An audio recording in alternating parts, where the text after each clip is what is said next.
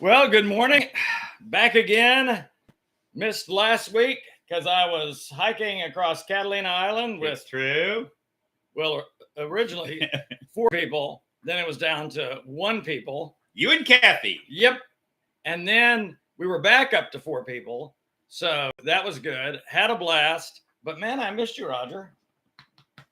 That is so touching. I mean, Wednesday morning, I actually woke up and I thought because my calendar goes ding about 10 minutes till The Pastords. goes. I'm like, we're supposed to be doing the Pastords live from Catalina Island. It's the Pastords. No, it's not. No, like this morning, Bruce lives in the house behind us, I like to say. I guess it's sort of behind us, but our backyard sort of faces your house. We're next door, Roger. So now I don't know what kind of perception problem you've got, but your house is there. My house is So this here. morning, I just see Bruce out in the side yard. Bruce, are we pastording today? And you said, Yes, we are, Raj. And Oh. Roger does have to ask because when I'm out working on my car and it's like up and there's no wheels on it, Roger's like, does he remember that we're doing a thing? Bruce has occasionally forgotten the Pastords in the middle of a project. I have. I'm not gonna lie. It's an aging thing, and frankly, I'm busier than Roger. So I wondered with your trip last week if you caught any of the PGA Championship. No, nope. I So saw that live golfer Brooks Koepka won. Oh, but he wasn't the story. Michael Block. Oh, I did. So while I was at my hotel in LAX, I was watching the 3rd round, and Michael Block was the guy. And then Michael Block is he's a PGA professional. he's a club pro. Yeah, I mean, club pro, right? Right. So he's working at a local golf course. And he Makes qualifies. the cut. He qualifies first, first of all to play in the PGA Championship. which is a big deal. Makes the cut. Ends up top 15. And he had a hole-in-one on number 15. I mean, 15 was his number. Did you see? I haven't watched it. Yep. No, I did because it went straight in. It went straight in. It went straight in. There was no bounce. There was no roll. It was the perfect shot. Is it really? Well, yeah, if it goes in the hole without any bounce. Well, I was thinking about that. Like, that's not really where you want to aim it. In other words, the average person isn't, I am going straight. Right. In other words, you could have a ball that hits a tree, bounces on the green, and goes in. Not the perfect shot. But a ball that goes in on the fly, it's the perfect ending, but I'm not sure it's the perfect shot because you're not really that's not where he was wanting to put. I would disagree highly. I think it is the perfect shot. It's like a putt. That's what you're trying to do. Is you're trying to. Well, even though if I'm because putting, he destroyed the hole when he went in. If I putt the ball and it doesn't go in, it wasn't a perfect putt. And I'll even say sometimes, man, I hit that perfectly. Well, actually, no, I didn't.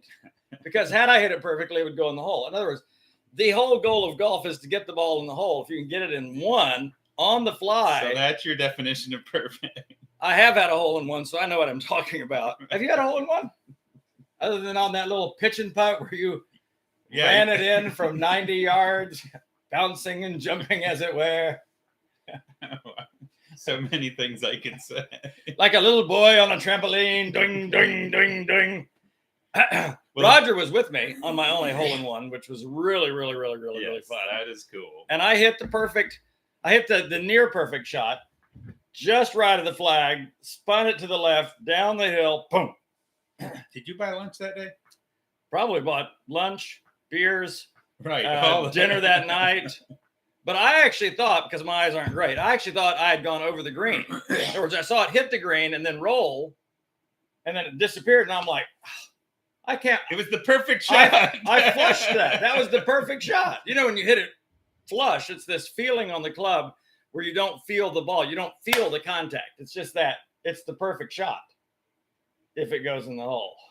So, I don't know if you saw. Now, this is entering my world because golf is not my forte. I'm entertainment for people with my golf game. But the story I followed Michael Block is he was offered money for that 7-iron that he hit the. Did you see that? Roger's World.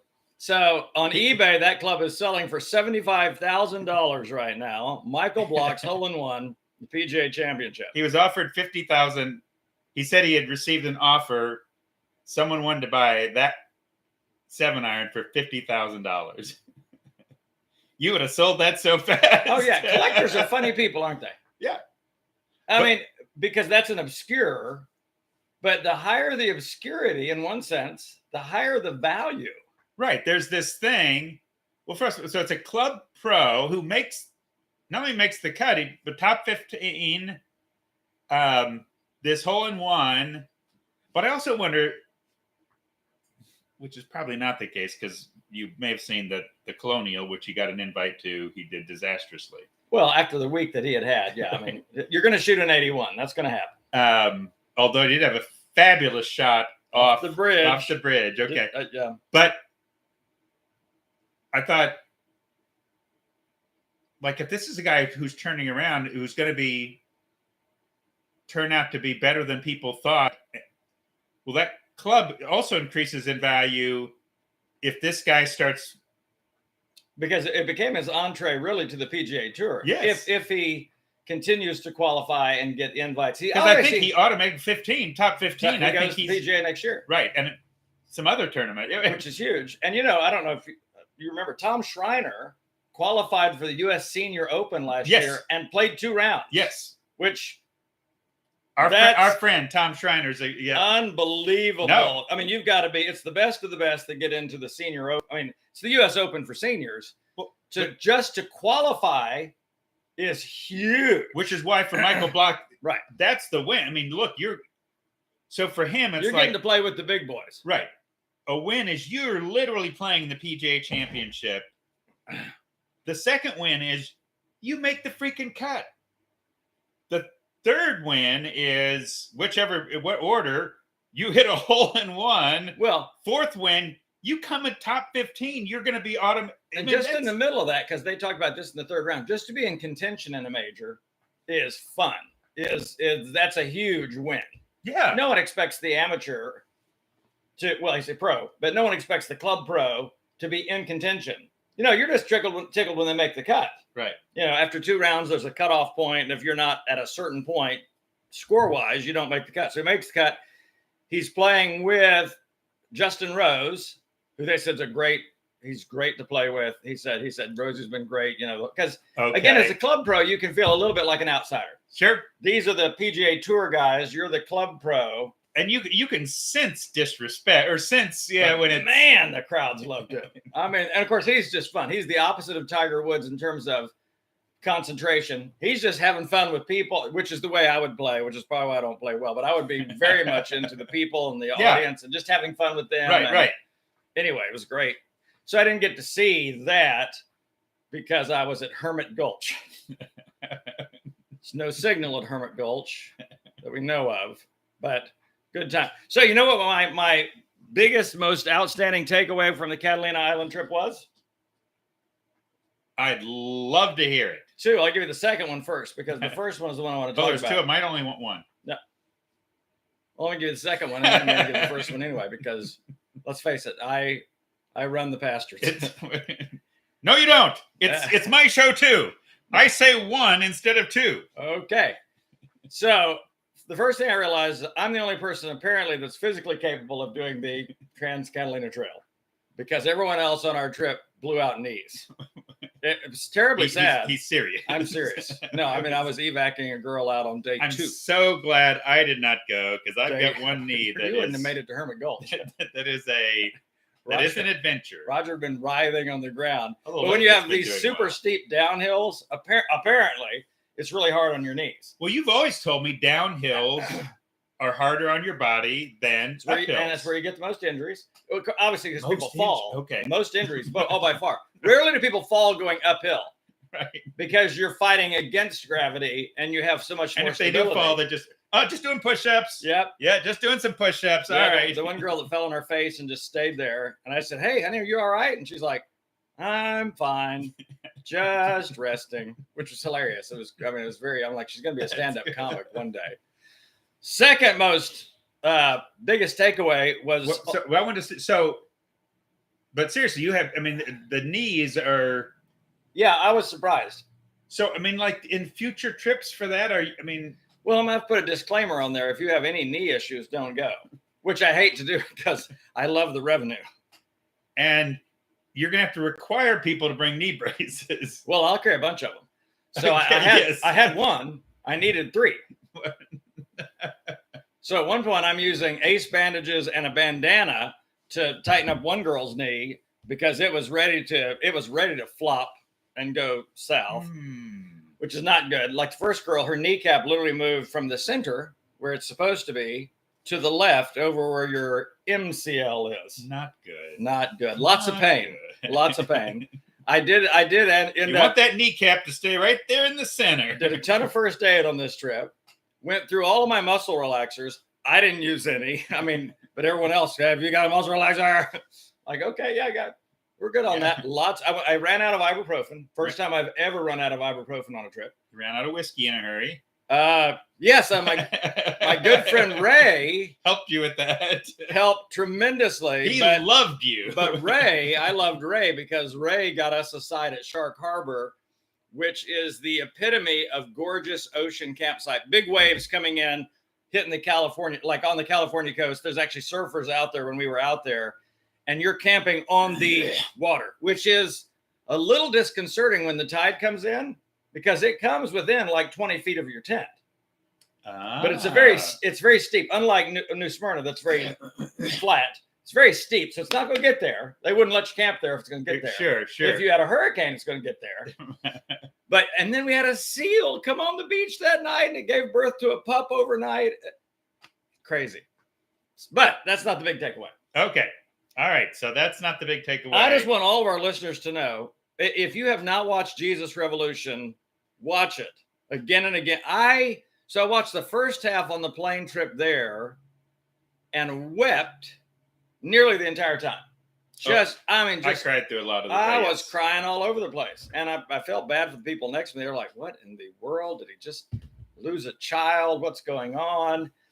And then on the way back, I watched the second half and wept again. And I don't know what was all the, but some of it is I'm in the process of reading Acts, the book of Acts. Yeah. And it's this constant sharing the gospel, the good news, this message of Christ, that God loves everyone and wants them to be a part of his family. And then you get baptized. The baptism being this symbol that, man, I'm new, I'm clean, I'm washed.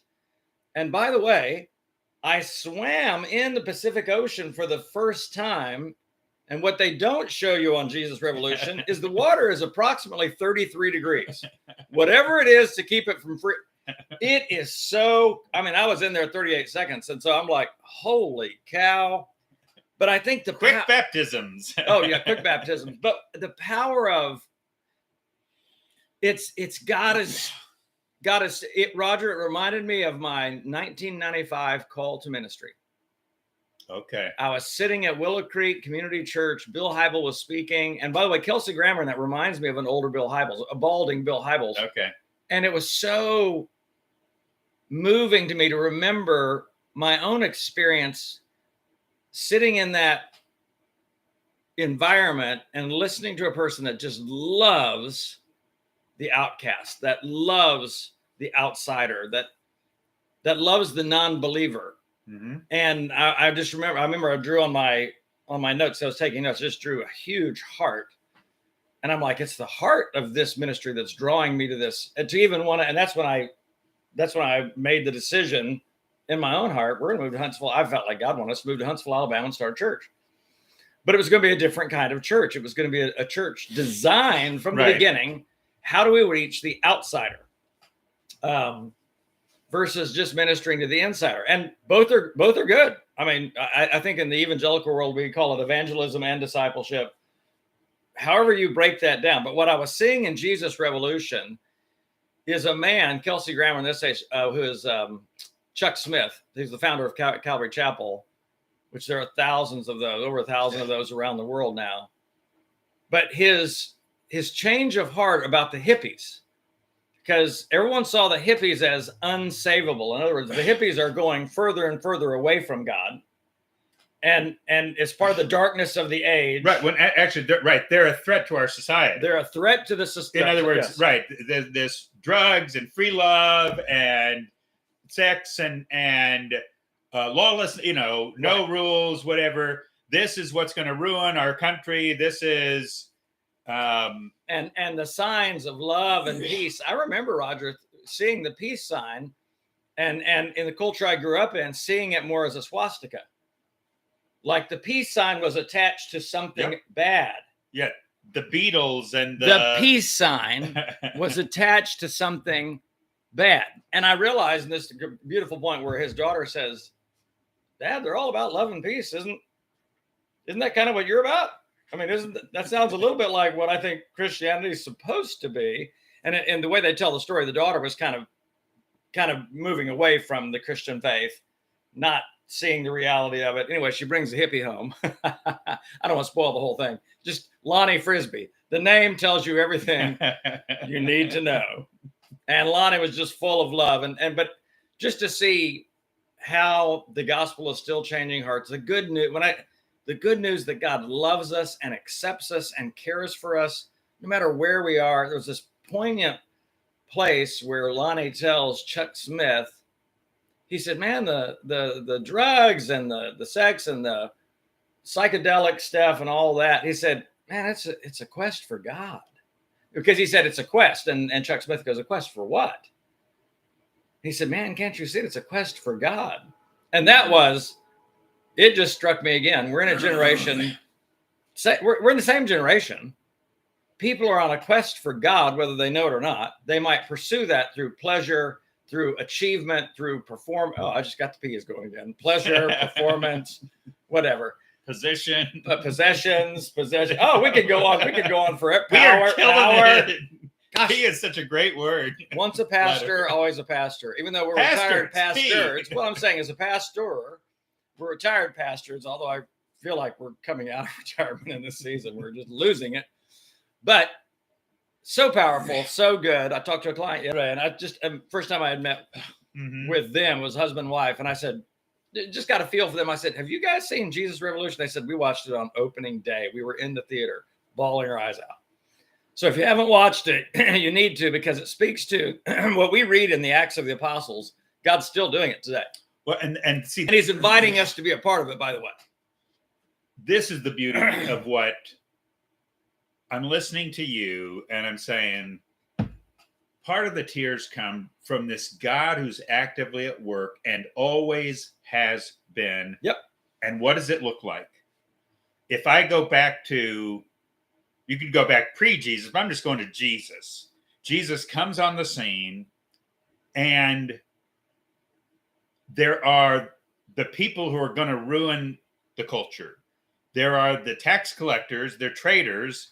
You got the prostitutes, the moral reprobates and degraded, and these are the people. I mean, this is you. These are what's ruining our culture. This is what's ruining, and you find Jesus, who's drawn to those people. Now, fascinatingly, he's drawn to self-righteous Pharisees as well. He's preaching the good news to everyone. No, he's taking... It's so funny. This one term that we've often used, born again, about salvation, was only used one time by Jesus. And it was with the super religious person who didn't seem to understand that all of his performance was not somehow gaining him favor with God. Yep. He said, it's a two-part thing. You got to be born of water and the Spirit. And that was that. The beauty of Jesus was, yes, he loved everyone. He invited everyone. I'll never forget what Mark Sandberg said at his mom's funeral when we were sitting at Cracker Barrel that day. He said the Pharisees and the Sadducees, they were always trying to figure a way to keep people out. He said, Jesus is always trying to figure out a way to get people in. Yeah. And I'm like, that's who we should be. We're always trying to figure out a way to get people in, not keep them out, not exclude them. And so I look at that, and Jesus is, he's moving toward people. Yes. I had a thought, and then it just why don't we consider that a complete thought? Jesus was always moving toward people, and but you got God at work. That was a mental prompt. Didn't help you at all. This is the thing. The Spirit is actively at work. And what Jesus knew is, Lonnie was right. People are on a quest. Zacchaeus was on a quest. This lead tax collector, the Samaritan woman, another outcast. Oh, those people, Samaritans, you talk about people who are going to ruin our culture. And yet he knew she was on a quest. She was looking for the answers.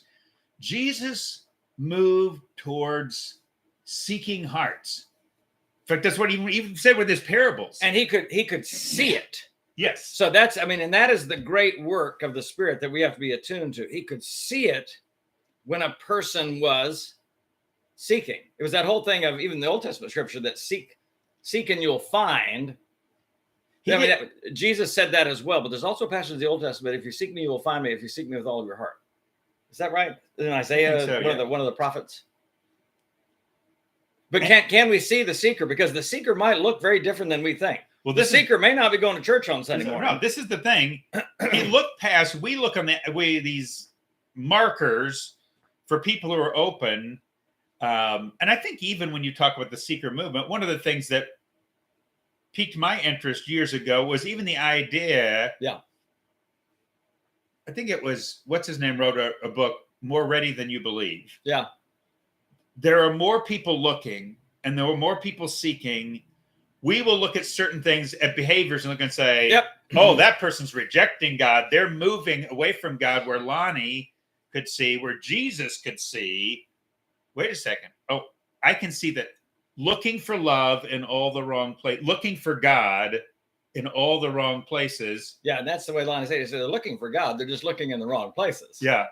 I love that. And so looking for God in all the wrong places. Searching for love in too many spaces. There was a country song, Looking for Love in All the Wrong Places. I think it's a spiritual song.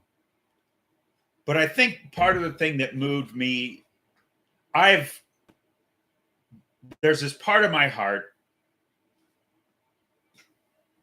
that has, for years and years and years, been for the outcasts. That's been for the atheists, the cynics, the people burnt out at church, the people pissed off at church, yep. at God, it's like there's this, I've told you before, like when I got up to teach on a Sunday, when I'm thinking, even when I'm preparing a message and I've got that group of people in my mind around the table that I'm going to be talking to, like front and center for me always was that cynic, that person who's been blown away. So I'm reading a passage and I'm going to teach this passage and I'm listening to the voice of the person who says, yeah, but God did this, or God, or I've run into this. There was always this part of my heart that was moving toward, that felt this kind of kinship with, which is a grace from God. God puts that on your heart. So to watch and see someone moving towards the people that got rejected. And I think one of the other tears at some point for me was having grown up in that time period, I knew in our church world what we thought about the hippies. I knew that they wouldn't be welcomed. It was in the church that I knew. Oh, I remember Mom and Dad had misgivings about. I had a fourth grade school picture taken, and I'd gotten some hand-me-down bell-bottom jeans from Don Sandberg, and I had this cool blue shirt, but I had a leather vest on with the fringes. You remember those? Uh-huh. Very hippie, and I just loved it because I remember in fourth grade, I'm like, I am so cool. I got the bell bottoms. I've got the vest with the little leather fringes on it. Looking back, I'm like, I'm surprised Mom and Dad even let me buy that or wear that or get that. It probably didn't buy it. It's probably given to me by someone else. I might have snuck it to school that day. I don't know. last weekend I drove by the house we lived at, Stone Circle in Chattanooga. So there's that formative period. And so I'm driving up the street, but I drove by the house of the people who first introduced me to the hippie movement face to face. The McKinnons. Brian and Andy McKinnon. Yep. They lived next door. Yep. Long hair. Introduced Andy had super long hair. Super long hair. Skateboard down the. We'll never forget. Skateboarded down. Introduced me to the Beatles. Go over and I'd play board games, these strategy board games, and listen to music, whatever. But it was the first kind of encounter, which is so important when you're interacting with maybe a group that is stigmatized. Yeah. Oh, we don't. And thankfully, to my parents' credit, there wasn't you can't go be with them, or you can't. And that is beautiful, because it is very important. That was your introduction to the hippie kind of culture. My introduction to Black culture was Jimmy, who lived down the road. Yeah, whose dad drove this gorgeous Porsche? Buick Granville. Oh. It was a big old Buick Granville. But his dad, massive fro, taught me how to play pool while we're listening to funk and what we call R&B. I remember Groove Line. I just loved it. I'm like, play that again. We're riding on the groove line, woo woo, tonight. And I was like, I'm like, if mom and dad had any idea that they would not, we're over here playing pool to the Groove Line. But I remember, I am glad that mom and dad gave us so much, because I realized another, whether you remember or not, another entree to the hippie movement was, you remember Jeff Prosterman? Yes. And his parents? Parents were total hippies. I don't remember his parents. I remember Jeff. I remember spending the night over there. Okay, so I never. Beads and smoke and incense all over the house. Okay. And very hippie, which again, it's so funny. I'm so glad that when we're young, it's almost like we're almost incapable of judging. We're just observing everything. Yeah. We're like, this is very different than what I experienced. And I had this nagging idea in the back of my mind. Mom and dad probably wouldn't be okay with all the smoke and incense and all that. But I didn't have this sense of judgment about right or wrong. Yeah, part of this, there was a grace from our parents in that regard, even beyond like the larger church culture that we found ourselves in. But this is where, when you see in the movie, you see it in Jesus, you see it in real life. And it's just such an important, the enemy is always trying to separate us from people. That because we can maintain the stereotypes, we can maintain the discrimination, we can his goal is utter aloneness, then suicide. Right. I mean, when you think about it, that's always dividing. Isolate, demonize. Yep. Because I don't know. Like, I mean, when you start talking about those hippies out there, or in our case, Black folks or Hispanic, whatever, and whatever kind of stereotypes you end up having, where you're not interacting with people, you're not seeing those. But when you do, what happens time and time and again, you start, these are just human people. These are people like me. And what you often find is, they're searching for God too. And they have a story. And the Spirit is searching for them. And what I'm learning is, if you're with people enough, they will tell you their story. And then you'll listen halfway. Just listen halfway. You'll understand. In other words, in the culture we grew up in, salvation came through proclamation. And I'm realizing now in this season of my life, no, salvation is coming more often through listening. Listening evangelism. Listening to the story, listening to the pain, listening to the hurt, listening to sometimes the singular event that drove them away from God or the church, and then bringing healing to that by empathizing with that and by modeling something different. It's shocking to me how often Jesus listened. The one who had more things to say. More brilliant things. How often he listened. He would hear the story of the Samaritan woman, or we get so much insight into his conversation with Nicodemus. That's the analogy of born again. You know, the one I wish I could have heard? And we hear a lot about the Samaritan woman. We know a lot about their interaction. We don't know anything about his interaction with Zacchaeus, except at the end of that interaction, Zacchaeus said, I am giving up everything. He had found the pearl of great price. I'm giving, half of my possessions to the poor. And if I've cheated anybody, which he had, I'm going to pay them 4 times as much back. So he's basically moving toward poverty. We're out of time. We're out of time on Anchor. On Anchor. But on YouTube, we're still alive. But I wish I'd known all the things that Jesus said. We do know that he started it by saying, I must eat at your house. Which is huge. This is... That's the moving toward. Right. It's the moving toward. It's going and being with the hippies. He saw Zacchaeus observing from a distance, and he brought him in close. And he said, I want to be with you. And Zacchaeus might have thought, I can't be close. Think Right. about all the people that thought they couldn't be close. Right. I even think about the woman with an issue of blood who was considered in their world to be unclean. So she can't go to temple worship. She can't go to synagogue. She's just the outcast of outcasts. And she's like, all right, I can't.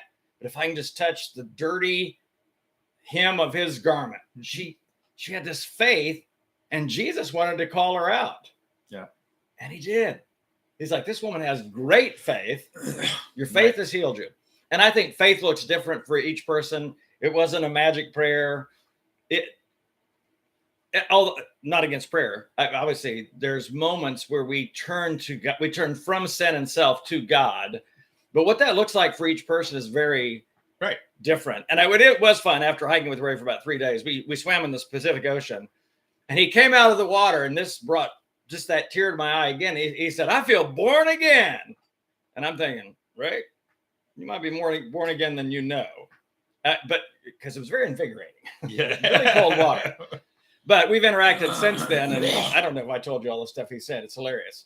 He said, Bruce, you need to put on your website that people will experience Bruce withdrawals when they leave the trip. He said, this is killing me. They had literally gotten on the boat on the Catalina Express to go back to the island, leaving us at Avalon. And he goes, we're already experiencing separation anxiety, Bruce. And all that, I say all that to say, Jesus is so attractive. And if we will just live out loving people and accepting people and zero judgment and simple acts of kindness, like we offered them food on the first night and tried to help them with some gear repair. It was their first backpacking trip. And they fell in love with us. And I always go back to that scripture where Jesus says, if anyone accepts you, they've accepted me and they've accepted the one who sent me. And I'm like, man, Ray and Madison are on a journey. They are on such a journey. And I can't wait to see where that takes them, because they've got all their phone number now. So I can interact with them now, but it starts with you valuing them, wanting to be with them, coming close. Coming close. Again, what Jesus did with Samaritan woman, what he did with Zacchaeus, what he did with Pharisees. I want to be with you. I want to walk with. I want to, and that actually is a core part of the gospel. Was this is God wants to be with you. And Roger, that was, and again, I'm not trying to be critical of the culture we grew up in. I just want to make an observation about it. But we were taught separation was the essential component to the gospel. We have to look different, be different, and be separated from. And yet Jesus was always coming in close. Nicodemus, it's one-on-one. Zacchaeus, it's one-on-one. The Samaritan woman, it's one-on-one. Mary Magdalene, it's one-on-one. There's this coming in close. So maybe that's where we finish the YouTube part of the podcast. When you're tempted to move away from someone because of their lifestyle or their religious beliefs or even their political position, because that's what gets me moving away from people quicker than anything. I'm just being honest. Dogmatic political positions get me. And on one guy on the trail was like, you could tell in a moment, very dogmatic. He would ex-military, dogmatic, passionate about his position, very everyone else's goofy kind of mentality. But on the last day, we're hiking out of Parsons Landing back to Two Harbors. He goes, last one there buys the beers. And they were ahead of us at that point. And it's so funny. At that point, Kathy, who doesn't even drink beer, she's like, I just feel like my competitive side, and she's got knees that are going bad. Right. Like, my competitive side just kicked in. And sure enough, this guy, we get in Two Harbors, and I said, beat you. And he said, I'm going to make good on it. He literally went over to the bar, bought me a beer. And I'm like, that was that. I was glad that I didn't just write him off as a dogmatic political guy, because he's a human being. Yeah. And he wants camaraderie and he wants friendship. And even that simple exchange about last one buys beers, that's him saying, I want to connect. Because he could have said nothing. No, I realize that just as surely as the first part of our gospel message is wanting to be with people because we're conveying a God who wants to be with them, I think we're conveying a false gospel. Yes. When we are sending all the message, I can't be with you. I don't want to be near you. I don't want to be with you. We are actually saying something about God that is not true. Doggone it. That's good. So whatever you didn't remember earlier, you just made up for it. That was it. I'm sure of it. Yeah. Distance is antithetical to the gospel. It's right. Proximity is essential to the gospel. Yeah. Coming in close. It's the first. Yeah. It's at the heart of the gospel.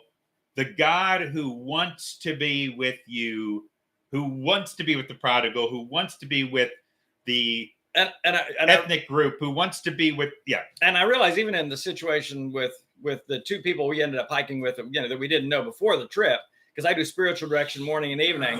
I did in that first evening in camp with them, didn't do any spiritual direction, just hanging out and letting Ray drink all my whiskey, which was fine.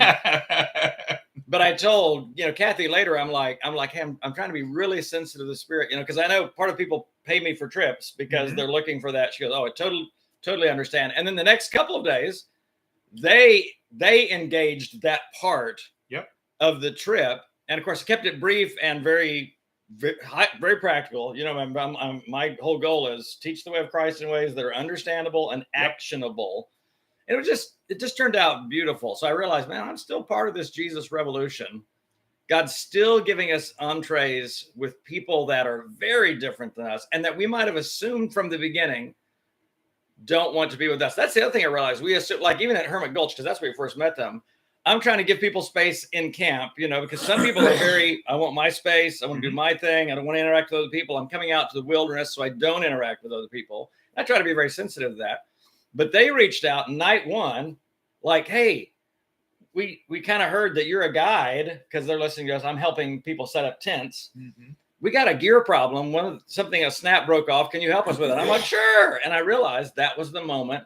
They invited, I came in close. And from that point on, we were fast friends. And I couldn't even fix the gear, which we made so much fun of. I mean, it was like, the guide can't fix the gear. The pro can't fix the gear. But it was a beautiful week for that reason. Well, you said I go back again in October. If you want to blow out your knees, spend $1,800 and I will help you ruin your legs. No, you said a beautiful thing. Yeah, that we are still part of the Jesus revolution. And if I'm wrapping up, I even want to say to people listening, don't just think that the Pastords somehow are. You're part of the Jesus revolution. Yes. Here's the beauty. The same God, the same Jesus who walked among and did remarkable things and was winsome and drew people to himself. The early church where people ended up coming to Jesus, the most unlikely kind of people and ethnic groups and whatever, and Cornelius' household and all these different people that start coming to Jesus, centurions and Romans and all these kind of things. And fortune tellers. I was reading that story yesterday. And then years ago, the hippies but today the Jesus revolution continues because the Spirit's still at work, and it's not just in specialists. Isn't that one of the beautiful parts of the story? It's not just the pastors, former pastors. It's you. God wants to work in and through you to be a light and be winsome and draw people to see and feel the gospel in you. So don't rule out your impact in the current Jesus revolution. Well said, Roger. Well said. All right. And with that, until we meet again, by way of YouTube. And the case is solved. Little Peter Sellers there. Everyone loves a little Pink Panther.